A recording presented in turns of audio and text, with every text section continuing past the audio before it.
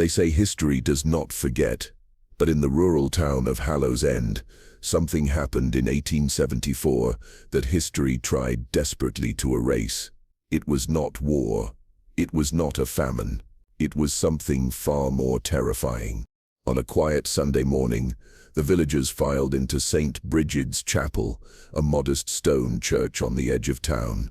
The air carried the scent of damp earth and candle wax, the echoes of hymns trembling against the vaulted ceiling. 9 children, dressed in their best clothes, sat together in the front pews, their small voices rising in unison to sing praises that have long since vanished into silence.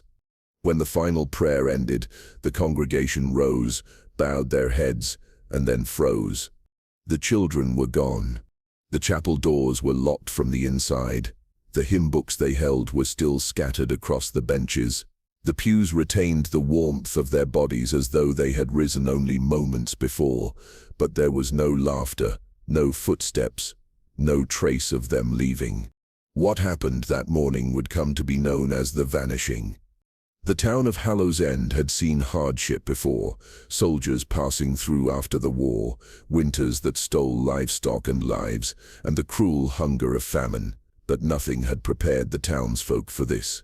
Within minutes, fear and fury spread through the crowd. Mothers screamed their children's names, clawing at the locked doors of the chapel. Fathers demanded answers, and all eyes soon turned to one man, Father Alcott, the weary priest of St. Brigid's Say. Father Alcott had led the congregation for nearly 2 decades. His thin frame, hollow eyes, and trembling hands spoke of years burdened by more than faith. He swore he knew nothing. He swore the children had been there, singing, praying, just as the parents said. And yet when the townsfolk pressed him, he faltered. His reputation and his sanity began to unravel in those first chaotic hours. But what truly fueled the panic were the whispers. Some claimed they had seen travelers on the edge of town, gypsies, drifters, outsiders blamed for every misfortune. Others muttered of witches, of curses passed down through blood, and still others, the most fearful, whispered of the devil himself. That morning, Hallows End was not a town united in grief. It was a town poisoned by suspicion. And yet, amidst the chaos, there was one survivor. Thomas Wren, a frail altar boy no older than 12, was found trembling in the vestry. His pale face, streaked with tears, betrayed a terror far greater than any child should know. When pressed, his words spilled out in fragments, disjointed, half-whispered. He said he had seen the children leave, not on their own, but led away by a woman in black. The description chilled the crowd. Thomas spoke of her veil, her gloved hands, the way the children followed without protest, as though enchanted. He insisted she had appeared suddenly, standing near the altar, though no one else had seen her enter. He said she smiled at him, then raised a finger to her lips before leading the others into the shadows at the back of the chapel. But when the congregation searched every corner, there was nothing. No footprints, no hidden passage, no unlocked doors. The chapel was solid stone, its windows narrow and barred. There was nowhere to go. The townsfolk tried to dismiss Thomas's story as childish fantasy, the product of panic, yet his trembling hands, his refusal to step foot inside the chapel again spoke louder than words. And as night fell over Hallows End, a grim reality settled in. 9 children had vanished into thin air. In the days that followed, the grief of the families curdled into something darker. Margaret Doyle, who had lost 2 children that morning, was seen standing at the chapel doors long after sunset, her voice hoarse from calling their names into the silence. She swore she heard faint laughter inside, though no one else did. Another parent reported seeing small handprints pressed into the condensation of their cottage window at dawn. By the time he called for neighbors, the prints had faded. The search for answers grew desperate. Parish records were pulled, revealing gaps, missing pages from the baptismal book, as though someone had torn them out. A tattered diary belonging to a former priest was discovered in the church cellar, its final entry scrawled in a shaking hand: "The debt is not yet paid. The children will be taken." But who owed this debt? Father Alcott denied knowledge, though some began to whisper he knew far more than he let on. His sermons became erratic, speaking of tests of faith and darkness that demand sacrifice. Attendance at the chapel plummeted, its once holy walls now seen as cursed. Meanwhile, Thomas's tale of the woman in black spread like wildfire. Some said she was a phantom bride, others that she was a witch banished generations ago. Old folk songs were recalled, verses about the widow in the veil, a figure said to lure children with promises of eternal peace. The lyrics, once dismissed as harmless folklore, now felt like a warning too late. And then a discovery pushed the town further into terror. Beneath the chapel floorboards, hidden under warped planks, searchers found fragments of fabric, scraps of a black veil, stiff with age, and streaks of something dark that tested like dried blood. Alongside them was a rosary, but not one of Catholic design. Its beads were carved from bone. The priest refused to comment. The altar boy wept at the sight, and the parents knew deep down that something older than their chapel had claimed their children. The mystery of Hallows End had only just begun. What truly happened inside St. Bridget's Chapel that Sunday morning? Who was the woman in black? And why did the church records hint at an unpaid debt written in blood? The answers would come, in fragments, in whispers, and in horrors too great to ignore. But first I want to ask you, what do you believe happened to the 9 children? Were they taken by human hands or by something far darker? And before we continue, don't forget to subscribe. The next part is even more terrifying. Days turned into weeks, and the once holy St. Bridget's Chapel became something else entirely. A place of fear, of grief, of whispers that refused to die. At night, the parents of the missing children gathered outside its doors. They lit lanterns that cast flickering halos across the old stone, shadows dancing along the walls like restless spirits. Their faces were hollow with sleeplessness, their voices raw from pleading. Each evening they demanded answers from Father Alcott, the weary priest who stood at the chapel threshold like a man condemned. His replies never changed. He knew nothing, he had seen nothing, he had lost as much as they had.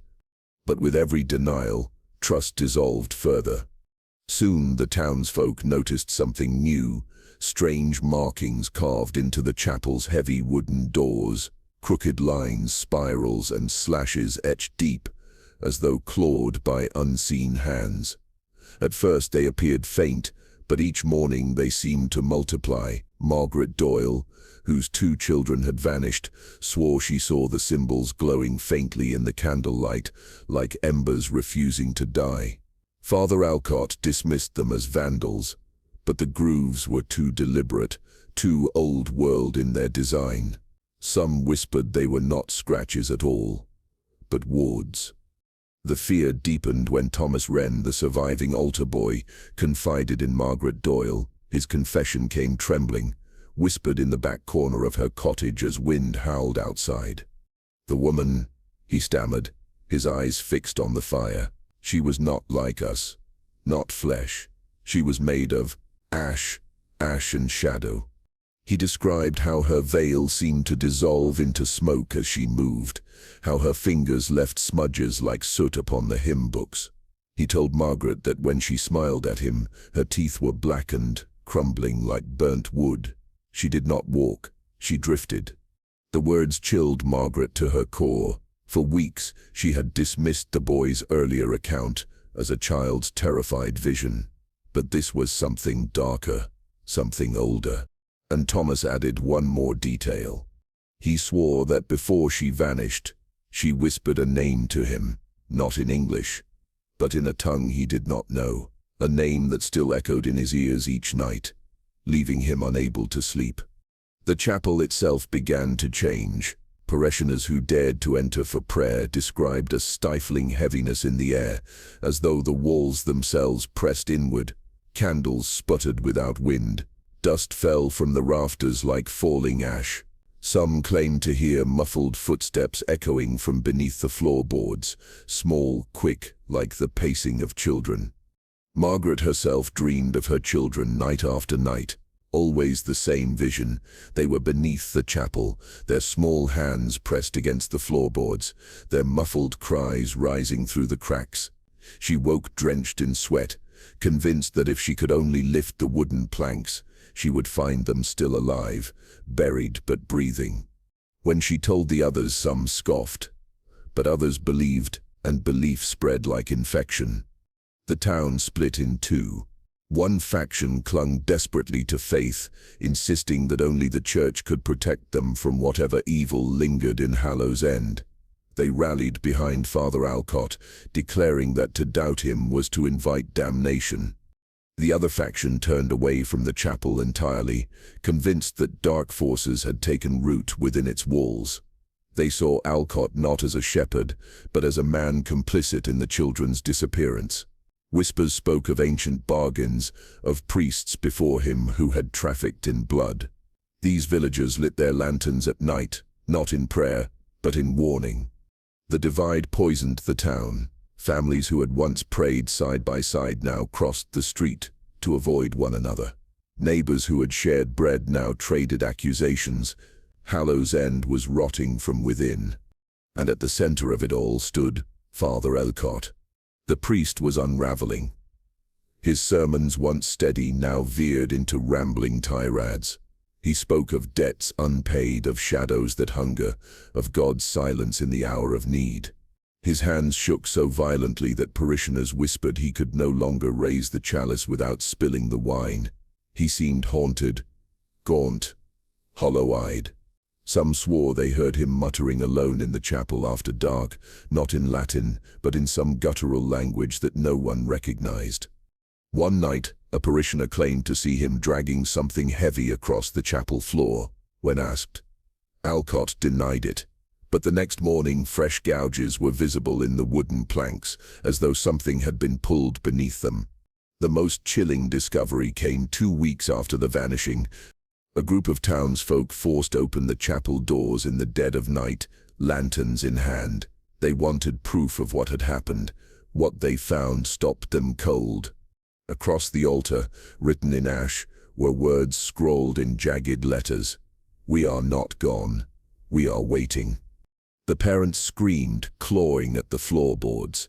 They swore they could hear faint knocking from below, as though little fists were striking the wood. But when they tore at the planks, splinters filling their hands, they found only earth, cold, silent earth. The chapel became unbearable after that night. Its pews sat empty, its doors barred. Yet still, in the hours before dawn, villagers reported seeing faint candlelight glowing through the stained glass, though no one was inside. And the symbols on the doors, those strange spirals and marks, were multiplying, carved deeper, wider, almost as if something on the inside was trying to break through. By the end of the second month, Hallow's End was no longer a town in mourning. It was a town under siege, not by outsiders, but by its own fear, its own belief that something unnatural had taken root in their chapel. Father Alcott withdrew further into silence. Margaret clung to her dreams as proof her children were still near, and Thomas Wren, the altar boy, refused to speak again of the woman in black. He would sit in corners, rocking silently, whispering that her name, the name she had given him, was growing louder. Whatever walked among them had not finished. The vanishing was only the beginning. And soon the town would discover what it meant to wake something that should never have been disturbed. The people of Hallow's End thought they knew their chapel. For decades it had stood as a sanctuary, a place of solace in times of hunger, war, and grief.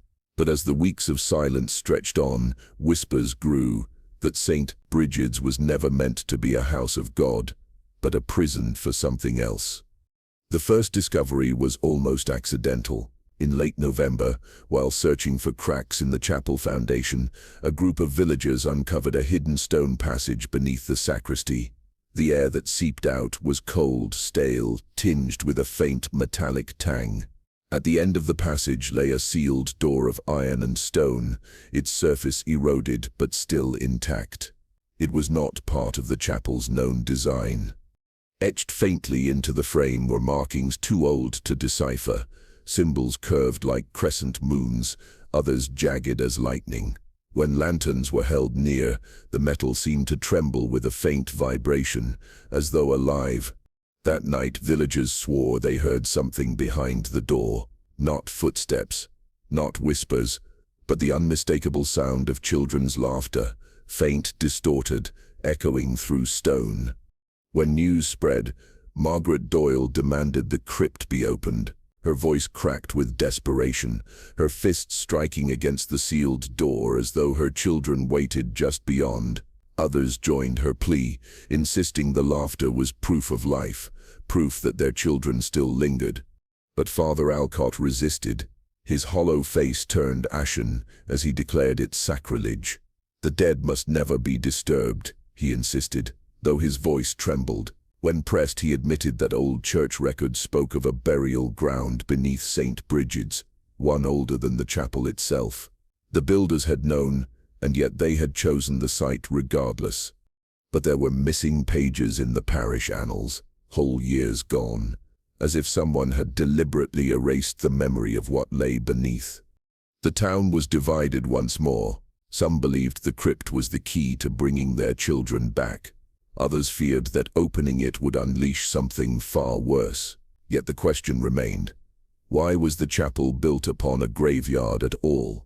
To find answers, the villagers summoned Edward Calloway, a historian from the nearby city. Calloway was a gaunt man with sharp eyes, his voice low and deliberate.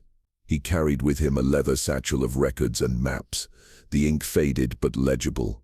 When he arrived, he spent hours by candlelight poring over deeds and charters, tracing the land's ownership back through centuries. His conclusion chilled the room. This land, he whispered, was never meant for Christian worship. It belonged once to a sect, pagan, pre-Christian, devoted to rites of harvest and blood. He revealed accounts of a sect that offered children as sacrifices to ensure fertile fields. Their deaths, he explained, were believed to seal the pact with the earth itself, blood for bread, as the saying went. And such places, he warned, could never truly be cleansed. To build a church atop, it was not an act of consecration, but of defiance. Edward Cedar's voice hardened. Where the soil has drunk blood, it will always hunger again. Blood may demand blood. The villagers recoiled, but his warning carried weight. For centuries, St. Bridget's had stood unchallenged, its pews filled, its altar polished, yet famine had struck the town more than once. Each time, children died first. Could the chapel's placement have been no accident? Could it have been an offering, built not to sanctify, but to contain? That very week, the townsfolk reported fresh disturbances. On windless nights, they heard muffled sobs rising from beneath the chapel floor. At times it was weeping, other times laughter, and sometimes singing. Old lullabies, voices in harmony, though none could make out the words. Those who pressed their ear to the stone swore they felt faint vibrations, as though something stirred beneath. Margaret Doyle grew convinced her children were calling. She described dreams more vivid than before. Her son's small hand reaching up through cracks in the stone, her daughter's voice urging her to open the door. When she awoke, her fingernails were bloodied from clawing at her bedframe. Father Alcott deteriorated rapidly. His sermon stopped altogether. He avoided the chapel, muttering that its foundation was a mouth, not a floor. Parishioners claimed they saw him pacing outside the crypt door at night, clutching his rosary so tightly it cut into his palms. One villager swore that Alcott was overheard pleading into the stone itself, "Take me instead, let them be." The town began to suspect the priest knew far more than he admitted. His guilt was too deep, his fear too visceral. Some whispered that he was guarding the crypt not out of faith, but out of terror of what would happen if it were unsealed. Edward Calloway dug further into local archives. In a crumbling folio, he found a single entry dated nearly 2 centuries before. It read, "The debt is bound to the earth. Each generation must pay. Better to build a chapel than to abandon the soil." It was signed by a name long forgotten, an ancestor of Father Alcott himself. The implication was clear. The Alcott bloodline was tied to the debt. The chapel was not merely his duty, it was his inheritance. By early winter, the tension reached a breaking point. The villagers gathered at the chapel doors with axes and lanterns, demanding the crypt be opened. Margaret Doyle led them, her voice rising above the chants, but Father Alcott barred the way, his thin frame stretched across the doors, eyes wild. "You do not know what you awaken," he cried. "Better the children be lost, than all of you will be taken." The mob surged, their anger drowning out his pleas, and then silence. From beneath their feet came a sound so clear, so sharp, it froze every throat. Knocking. Soft, deliberate, rhythmic, like children rapping their knuckles against wood. Then a voice, high-pitched, familiar, calling through the stone. "Mother, let us out." The villagers dropped their lanterns, Margaret screamed, and Father Alcott fell to his knees, clutching his rosary, whispering through tears. It begins again. The crypt door was not opened that night, but something behind it had awakened. And soon it would not wait for permission. By the winter of 1874, Hallows End was no longer a village in mourning. It had become a place under siege, not by armies, but by fear itself. The air seemed heavy, charged with a storm that never quite broke. Windows were boarded, doors barred, and lanterns burned late into the night. Yet still, the sense of something watching, something waiting, pressed down upon the townsfolk like a hand upon the throat. The land itself began to wither. Livestock were found dead in their stalls, their eyes clouded, their mouths foaming as though they had choked on unseen hands. Crops rotted before harvest, stalks blackening overnight beneath skies that seemed to grow darker by the day. Storms rolled across the fields, lightning clawing at the earth without rain, thunder shaking the chapel walls. The townsfolk whispered that it was punishment, the missing children demanding vengeance for the silence of their parents. Margaret Doyle became the center of suspicion. Her grief was louder, sharper than the rest, her nightly vigils at the chapel doors unsettling even those who shared her loss. She swore she heard her children's voices, not in dreams now but in waking hours, from beneath the floorboards, from behind the stone walls, calling her name in muffled cries. Others accused her of madness. "She feeds it," some muttered. "Her sorrow feeds the thing below." At first it was whispered in private kitchens, but soon it spread to the streets. Neighbors avoided her, crossing themselves as she passed, as though grief itself were contagious. Yet Margaret did not falter. To her, madness was not hearing her children, it was pretending not to. Father Alcott tried desperately to hold his congregation together. He clung to his Bible, to his sermons, but his voice faltered in the cold chapel, echoing off empty pews. Few came to listen anymore. Even he could not deny what his senses betrayed, the faint, sickly stench that now rose from beneath the chapel floorboards. It was the smell of rot, damp earth and decayed flesh. He doused the air with incense, but it clung to him, seeping into his robes, his skin, his very breath. The priest's hands shook more violently with each passing day. His prayers grew frantic, whispered not in comfort but in desperation. He knew something beneath the chapel was stirring, and he feared it was not finished. Then came the night of the storm. The families of the missing gathered in secret, their torches hidden beneath cloaks, their footsteps muffled by mud. They had decided if Father Alcott would not open the crypt, they would force it themselves. Margaret led the way, her eyes hollow, her voice trembling as she urged the others forward. The chapel loomed ahead, its stained glass windows black against the storm clouds. Thunder rumbled as they pushed through the doors, their lanterns casting long shadows upon the walls. They descended toward the sacristy, toward the sealed passage where the crypt door waited. But what they found stopped them cold. The heavy iron door was marked, smeared in fresh blood. Long streaks ran across the stone, dripping down in slow rivulets. A handprint, unmistakable, spread across the center. But no one had seen who had placed it there, and there was nobody there, no source, only the smell of copper thick in the air. The villagers recoiled, some clutching rosaries, others gagging at the metallic stench. Margaret fell to her knees, pressing her palms against the blood, as though it were proof her children had touched the door. Father Alcott arrived moments later, drawn by the shouts. His face went pale at the sight. He cried out that it was a sign, a warning that the crypt was not to be opened. Yet others whispered it was the opposite, an invitation. Edward Calloway, the historian, examined the markings with grim precision.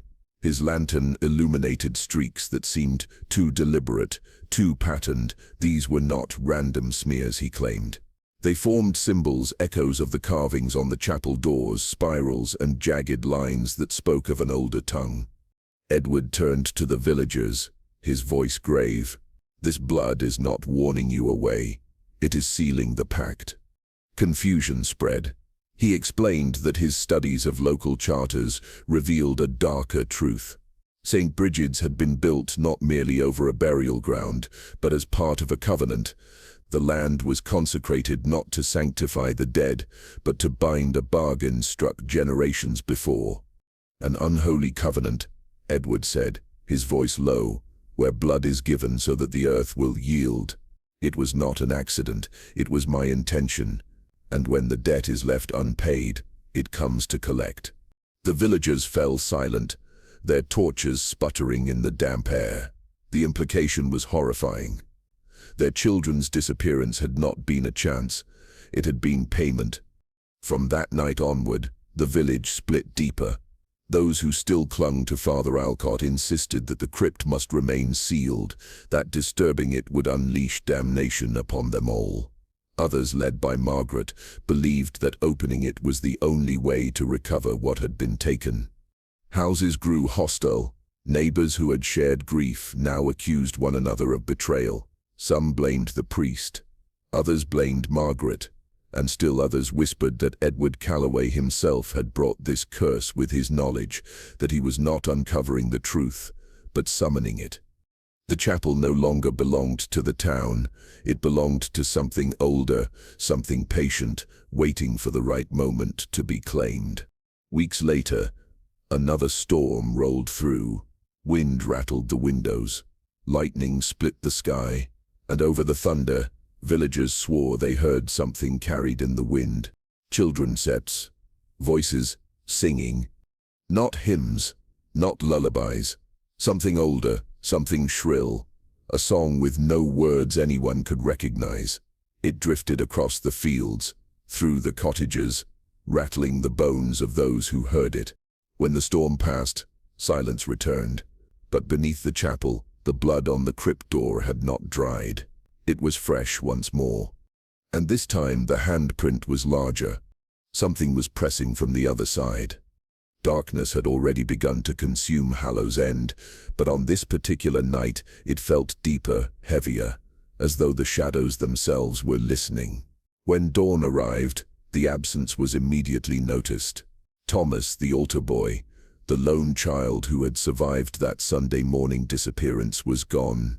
His small bed lay unruffled, the pillow still indented by his head, as if he had simply ceased to exist between one breath and the next.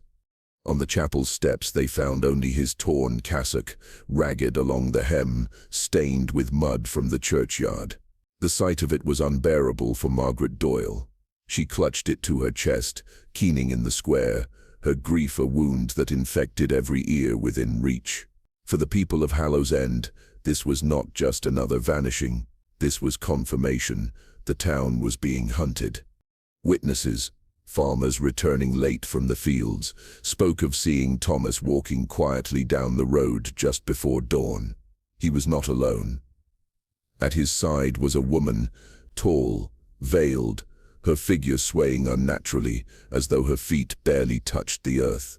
Some said the morning fog curled toward her, folding against her black gown like a living thing.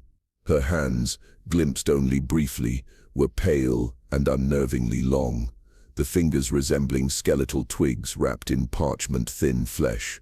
Thomas did not resist. He did not scream. He walked as though entranced, his eyes fixed forward. The farmers called out, but neither child nor woman turned their head. When they pursued, the pair melted into the mists beyond the chapel gate, vanishing as though the fog itself had swallowed them whole. For Father Alcott, the disappearance was devastating. He had promised Margaret and all the parents that Thomas's survival had been a sign, proof that God still watched over them. But now even that fragile reassurance had been torn away. The priest retreated into his quarters, refusing to eat, praying aloud until his voice broke into hoarse sobs. Villagers began to whisper. Perhaps he prayed not for the children, but for his own soul. Margaret, however, did not collapse. Her grief sharpened into memory. She spoke of her childhood, of a story her grandmother had whispered by the fire, a tale of the Ash Mother, a figure cloaked in black, said to come when the land was starved or the people were desperate. She was no flesh and blood woman, but a thing older, something bound to the soil, its smoke and ash drawn from generations past. Her price was always the same: children. To take them was to renew her strength, to ensure the land would flourish once more. In Margaret's recollection, the Ash Mother was not just a story meant to frighten disobedient children. Her grandmother had spoken with conviction, warning that a time would come when the veiled woman would walk again, her shadow spilling across the fields of Hallow's End. The town recoiled at Margaret's testimony. Some dismissed it as the ravings of a grieving mother desperate to invent patterns in tragedy. But others, particularly the old, nodded knowingly. They too remembered the tales. And in their recollection the Ash Mother did not come unbidden. She was summoned. Here, Edward Calloway's voice cuts in like a scalpel. His research had uncovered records of famine-stricken villages across the county, each with tales of sudden disappearances, always children, always in groups. And in each case, he noted, whispers of a veiled woman lingered. But it was his next revelation that sent shivers through the town. In old church records stained with mildew and nearly illegible, Edward found references to a pact, a covenant made when St. Bridget's Chapel was first erected. In the margins, a phrase repeated 3 times in Latin, Mater Cineris, the Ash Mother. Father Alcott denied it, his trembling voice rising in fury during one town gathering. He swore no such bargain could exist, that the church would never consecrate land with the devil's name upon it. Yet, as he spoke, his hand shook so violently that his rosary beads slipped through his fingers, scattering across the chapel floor like bones. And then came another sign. That very night, a group of men keeping vigil near the chapel swore they saw her again. The black veil drifting between the gravestones, her head inclined, as though listening to voices no human could hear. The ground beneath their feet quivered, subtle but certain, as if something below stirred at her passing. The men fled before she could turn her hidden face toward them. By morning they found the chapel door marked, not with blood this time, but with a crude symbol of ash smeared across the wood, a circle with a single vertical line drawn through its center. Edward identified it from pagan records. It was an old harvest rune signifying exchange. The implication was unbearable. To ensure growth, something must be surrendered. The chapel had not been sanctuary. It had been an altar. Margaret's nightmares worsened. She woke screaming, insisting she heard her children's voices again. But this time, they were not calling from beneath the chapel floor.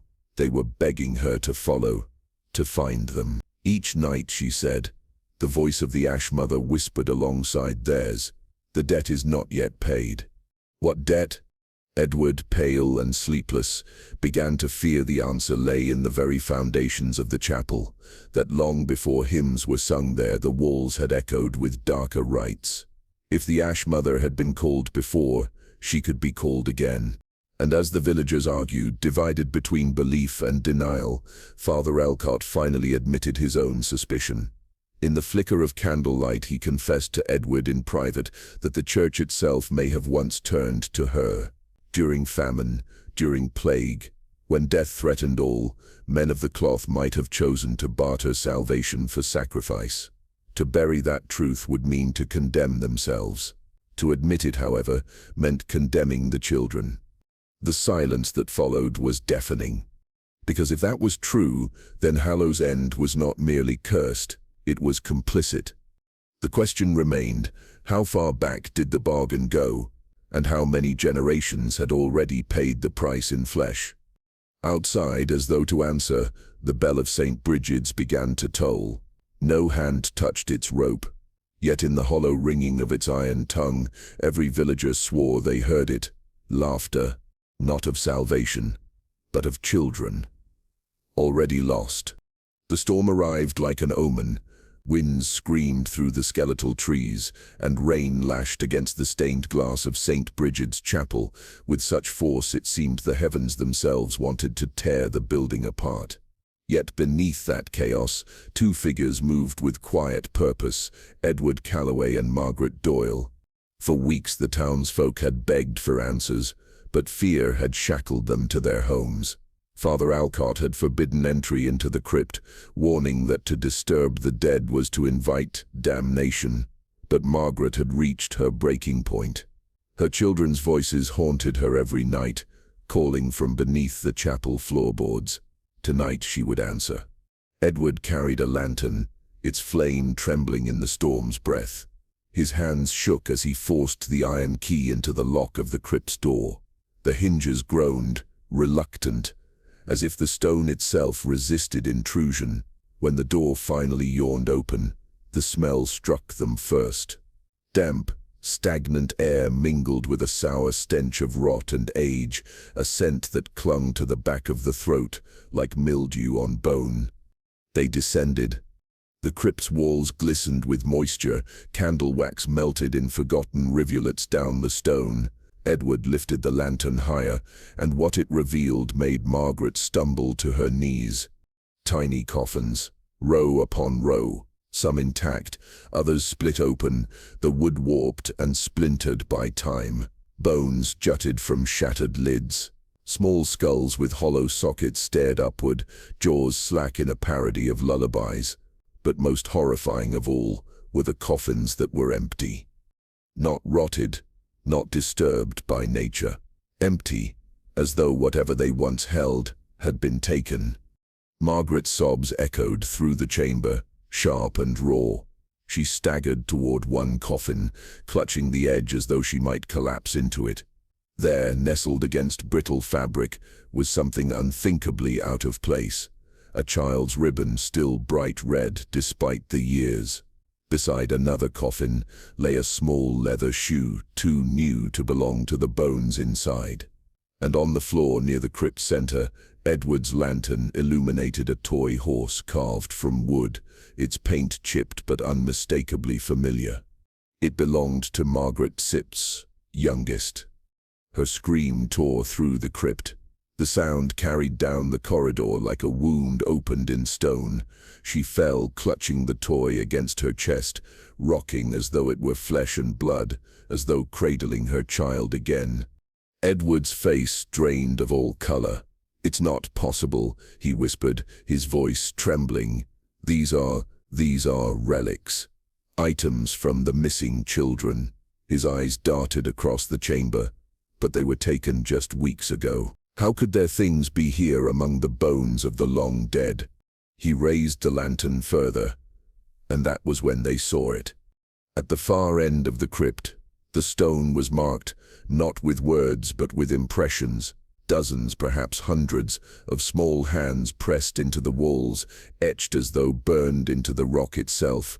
Tiny palms, overlapping, some reaching downward, some upward, all clawing in desperation. Their edges were blackened, charred into permanence, as though the stone itself had been branded by suffering. Margaret staggered to her feet, trembling, whispering through tears. They were here, my children. They were here. The silence pressed in, and then it began. A faint sound at first mistaken for the wind in the storm above. But no, the melody was too deliberate, too familiar. A hymn. The same hymn sung on that Sunday morning before the children vanished. The sound seeped from the stone itself, voices thin and distant, like echoes trapped in water. Children Seba's voices. The hymn grew louder, resonating with the flicker of the lantern. Margaret covered her ears, screaming, while Edward stood paralyzed, his lips quivering in denial. The voices swelled until the walls themselves seemed to hum, the tiny handprints glowing faintly in the lantern's light, as though alive. And then, silence. Only the drip of water, only the sound of Margaret's ragged sobs. Edward fell against the wall, his academic composure shattered. For the first time since arriving in Hallow's End, he spoke without certainty, without control. His confession spilled out in broken fragments. "This isn't chance," he whispered. "It was never chance. These children, they weren't taken randomly. This is ritual.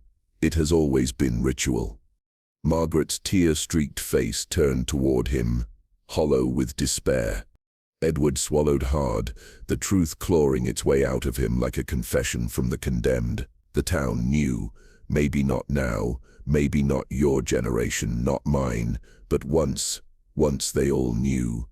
They built their lives, their harvests, their blessings on sacrifice. They consecrated this chapel not to sanctify, but to bind, to trap her here, to hold her hunger in check. But hunger never ends, Margaret. It only waits. Margaret shook her head violently. "No, my children, one said given to this." Her words broke into sobs. She clutched the toy horse tighter, rocking like a mother at a cradle that had already been buried. Edward placed a trembling hand on the cold stone wall, tracing the etched outline of a child's palm. Every hymn sung here, every prayer whispered. It was not to keep her away. It was to keep her fed. The people of Hallow's End may not remember their bargain, but their silence is the covenant's continuation. Whether they know it or not, every generation, the offering is made again. The lantern guttered as a gust of damp air swept through the chamber. For a moment the flame dimmed, plunging them into darkness. And in that darkness, Margaret swore she felt small hands brush against her arms, tugging, pleading. She screamed, dropping the toy, and the lantern's light surged back, illuminating nothing but stone. Edward pulled her toward the stair, his face ashen, his voice frantic. "We should not be here. The covenant is not ours to break." But as they fled up the steps, the sound followed them. Faint laughter trickling up from below, the laughter of children, mocking, playful but wrong, too hollow, too endless. And as the crypt door slammed behind them, Margaret collapsed into the mud outside, her hands still clawing at the earth as if to dig her way back down. She had heard her children, but Edward's words burned in her ears. The town had always been part of the covenant. And if that was true, then the children were not victims. They were offerings. The storm had passed, but the air in Hallow's End felt no lighter. Instead, the sky pressed down with the weight of secrets too long buried. By dawn, word had spread of what Margaret and Edward had seen below the chapel. Whispers twisted into accusations, and the town gathered in the square with torches, as if fire could cauterize centuries of silence. At the center stood Father Elcott, pale and trembling, his cassock clinging to his gaunt frame, his eyes once sharp with authority, now brimmed with defeat. He clutched a leather-bound book against his chest, its cover cracked with age, its pages marked with ribbons of red, the parish archives. He had tried to keep them hidden, but the truth had clawed its way out, demanding to be spoken. Edward forced him to stand before the villagers. "Tell them," he hissed. "Tell them what you told me." The priest's voice broke on the first word, "Forgive me." His lips quivered, his hands shaking as he opened the book. The crowd leaned closer, their breath held captive. These records, they were never meant for common eyes. They were kept for guardians of the parish. Men like me. He turned the fragile pages with care, revealing ink faded by centuries. It began when this town was nothing but famine and graves. Entire families starved, fields withered, livestock rotted where they stood. Death spread so thick the living envied the dead. Until his voice faltered. Until an arrangement was made. Murmurs rippled through the crowd, fearful, disbelieving. Margaret stepped forward, her fists clenched at her sides. "Say it," she demanded. Alcott's face twisted with anguish. He could not meet her eyes. Every century, 9 children are chosen, 9 souls given, to keep famine and pestilence away, to ensure our fields flourish, our homes stand, our bloodlines endure. 9 every 100 years. The villagers erupted in chaos. Some gasped in horror, others cursed and spat. A few faces hard with desperation murmured that the price had been worth it, that their children lived now because others had been sacrificed before. Margaret Sid's screams silenced them all. You knew, and you let my children walk into that chapel." Her voice shook with grief and rage, the sound of a mother betrayed by God himself. Alcott's hands trembled over the book. I had no choice. I am the guardian. It is my charge to preserve the covenant, to carry the burden, to ensure it continues." His eyes were wide, haunted, his voice cracking like old wood. "You think I wished this? You think I wanted their faces burned into my prayers? But if the pact is broken, the famine returns, pestilence spreads. We are not spared by chance, but by blood, always by blood." Edward Sepp's voice cut through, sharp as a blade. "This is no covenant with God. This is a covenant with something far older, something darker. You serve mistaken damnation for salvation." The crowd began to splinter. One villager shouted that Alcott was right, that better 9 children be lost each century than the entire town perish. Another spat back that no harvest was worth the bones of the innocent. Shouts turned to shoves, shoves to fists. Torches swung wildly, sparks hissing in the damp night. Margaret forced herself between them, her voice rising above the storm of rage. "Enough," she pointed to Alcott, her eyes blazing. "You let her in. You invited her to take them. You are not a priest. You are her keeper." Alcott sank to his knees, the book falling into the mud. "You do not understand," he whispered, his voice unraveling. "Without the Ash Mother, this town would have died long ago. Our fathers, our grandfathers, they all knew, and now you know too. This is our inheritance. This is our curse." Margaret stooped, snatching the book from the ground. She held it high for all to see, its pages fluttering in the wind like a bird struggling to escape. "This is no holy scripture. This is filth. This is rot disguised as faith. I will burn this, and I will burn the chapel with it. No more children will be given."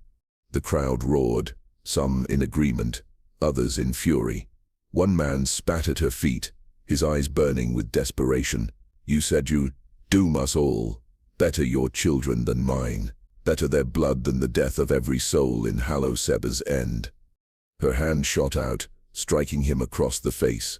The crack of it silenced even the storm. "Better no child at all," she hissed, her voice venomous with resolve. Chaos erupted again. Some villagers surged toward the chapel, brandishing torches, shouting to reduce it to ash before it claimed more lives. Others rushed to stop them, screaming that destruction would break the covenant and invite ruin upon them all. Women pulled their children close, shielding their ears from the shouted horrors. Men fought like animals, their fear spilling into violence that could no longer be contained. Edward seized Margaret Sepp's arm, his face pale. "If you burn the chapel, Margaret, you may end the curse, or you may unleash it. We don't yet know what binds her here. Fire might not purify, it might free." Margaret Sepp's grip on the book tightened, her knuckles white. "Then let her come, let her rise.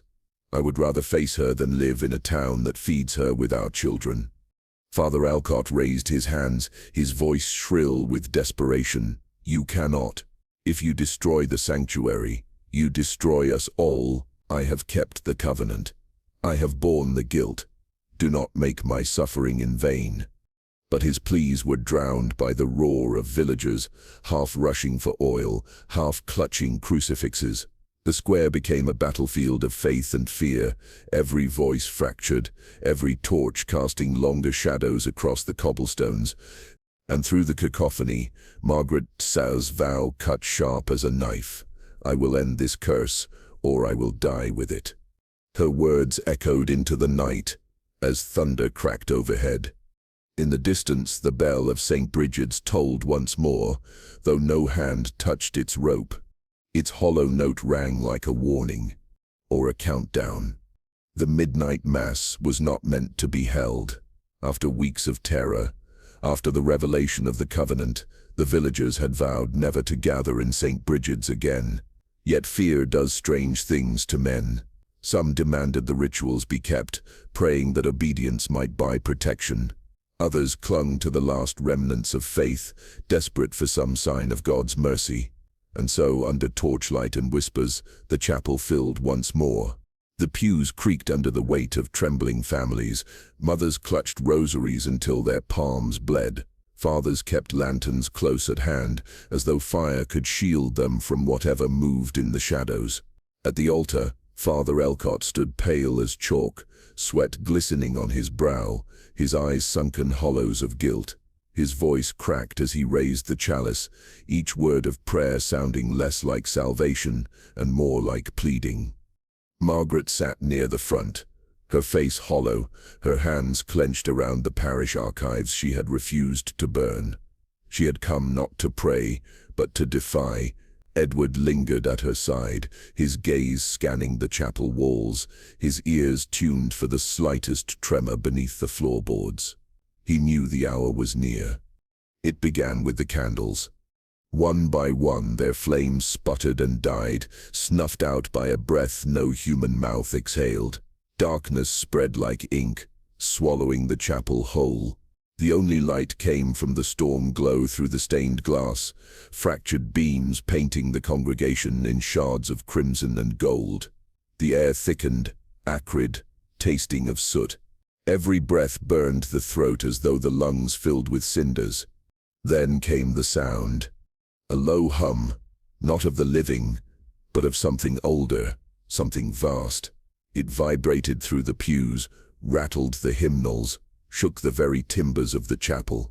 The congregation fell silent, eyes darting toward the altar. She was there, the Ash Mother. Her form stretched impossibly tall, cloaked in black that rippled as though alive, tendrils of soot rising and falling with each movement. A veil covered her face, thick as smoke, but behind it glimmered the faintest suggestion of eyes, embers smoldering in the void. She stood at the altar where Father Alcott had been, as if she had displaced him, as if he had never existed at all. Her voice seeped through the chapel like smoke through cracks in stone. It was not loud, but it filled every ear, every mind, leaving no room for thought. "The debt is due." The words echoed without echo, as though the stone itself whispered in reply. And then they appeared. The missing children. 9 of them, their forms pale and rigid, their eyes void of recognition. They stood beside her in a neat row, like lambs presented for slaughter, their small hands clasped, their lips moving in unison. What came from their mouths was not prayer, not song of the living. It was the hymn from that Sunday morning, the very last they had sung before vanishing. But now it sounded hollow, their voices stretched thin, every note warped into something mournful, unnatural. Margaret screamed their names, stumbling forward, arms outstretched. "Anna James, please look at me. It's Mama." Her voice cracked with desperation. She reached for them, but their eyes remained fixed on the Ash Mother. Their mouths never faltered in song. To them she was no mother. To them, Margaret was no one. The villagers wailed, some collapsing to their knees, others clawing at the doors only to find them locked from within. The chapel had become a tomb. Father Alcott stumbled forward, clutching his crucifix, his voice hoarse with panic. "Begone, foul spirit. You have no claim in this house of God." He raised the cross high, but his prayer broke mid-verse, his throat constricted, his lips forming words that would not come. He choked on silence, gagging, eyes bulging in terror, as his own voice was stolen from him. The crucifix slipped from his hand, clattering against the stone floor like a bone stripped of flesh. The Ash Mother turned her veiled face toward him, and though no expression could be seen, the weight of her gaze crushed him. Alcott fell to his knees, his body racked with sobs, his faith shattered. Edward's mind raced. He saw the children, the coffins below, the handprints seared into stone. He understood at last. The covenant was not sealed in parchment or prayer. The covenant lived in the chapel itself. The wood, the stone, the altar, all of it had been consecrated to her. Destroying her directly was impossible, but destroying her vessel, her sanctuary, might sever the bond. He turned to Margaret, his voice a strained whisper.